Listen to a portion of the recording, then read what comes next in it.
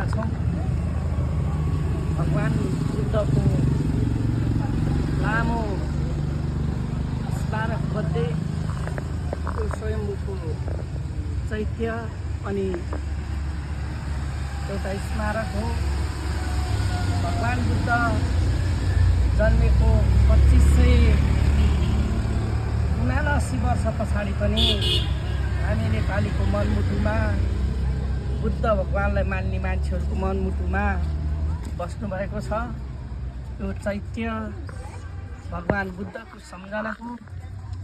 यो माने भगवान बुद्धको सम्झना हो र यो हजारौँ हजार मूर्तिहरू भगवान बुद्धको सम्झनामा खोदिएका छन्।